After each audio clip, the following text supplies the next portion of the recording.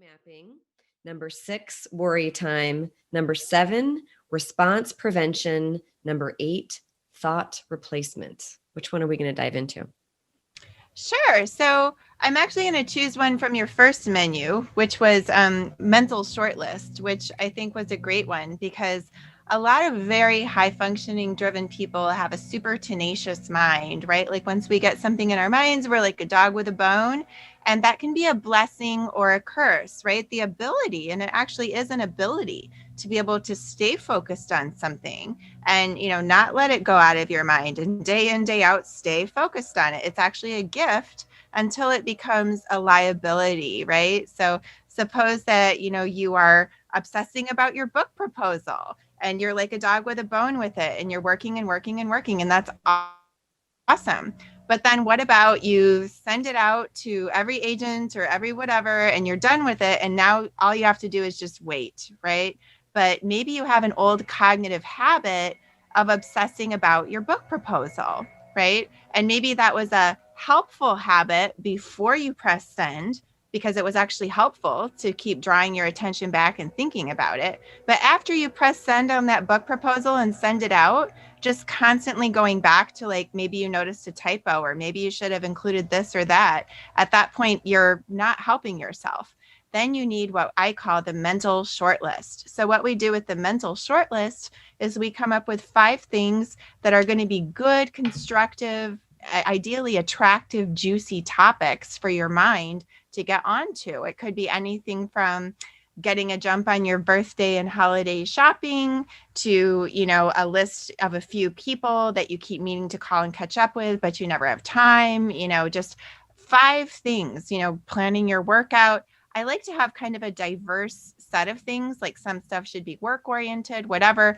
The point is that you want a list of 5 things so that when the thought monster strikes of that old thing that you might be tempted to ruminate on, you can use the mental shortlist to pivot on to something else that's going to be really good for you. Otherwise, you get into that don't think about pink elephant situation where, like, don't think about the book proposal. Don't think about the book proposal. It's done. It's over. But you're just reminding yourself of that. A lot of people have been doing this now as well with COVID, because there was a time and a place when constantly thinking about COVID infections actually felt helpful to them. But now that, we've got vaccines and, things are different and people are trying to retrain their mind to auto track onto different stuff, but it's sometimes easier said than done. So giving yourself that mental shortlist, to me, is akin to having a fridge full of healthy pre-cut snacks that makes it so much easier to put down the bag of Oreos when you've got something good to go to. And that's the mental shortlist.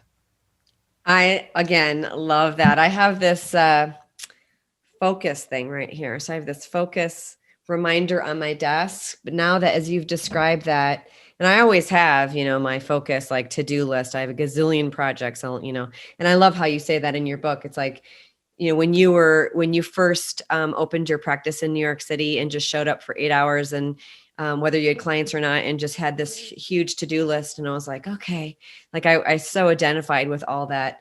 But now I'm saying to myself, maybe I should have like a fun, you know what I mean? Like some kind of reminder that once I'm done with those focusing or focused tasks, that I should go and, make sure that I have a short list. I love that. 5 things, a diverse list of 5 things that I can go do to kind of blow off steam.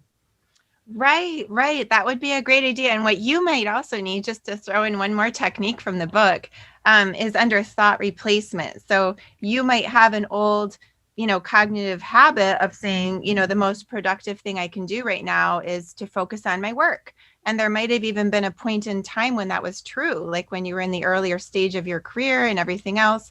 But if at this point now you just struggle to actually, quote, force yourself, to just close up shop for the day and go have some fun, yes, the mental shortlist technique would help you with that. But you might also need a good thought replacement, like, the most productive thing I can do right now is have fun, because there's a part of you that realizes that actually having fun is something that you need to do, and it does, quote, kind of count as one of those things that you should be doing in life. So that thought replacement of the most productive thing I can do right now is have a great time could actually be helpful for you as well if you have an old habit of kind of automatically thinking, oh, well, this is fun, but it's indulgent. If I really wanted to get something done, I could be at work. It's so true. And I have to remind myself again and again and again. I say to myself, step away from the desk, because what happens is that I think that and it's this paradigm, right, that I've created for myself, probably through, my early childhood experiences and, family expectations and all that stuff, that this is where the work gets done. But you're absolutely right. It's when I'm out on a long hike, sometimes in the kitchen. Typically, though, it's in nature. And then something just comes in and it's like, it was no work. It was fun, but those are where the best ideas happen. But you would think, okay, well then it would be so easy to go and do those things, that I'd be out hiking, more and never feel guilty about it. But that is absolutely not true. I do get a sense of guilt about like having too much fun and too much time in nature. But is there such a thing? Right. So you may also need response prevention. So if on your hikes, you're tempted to pull out your phone and check, response prevention would guide you to overcome. So we have an urge and a response. And if your urge is to, know what's going on with work, and the response is to check your phone, you could prevent that response by leaving your phone right at home.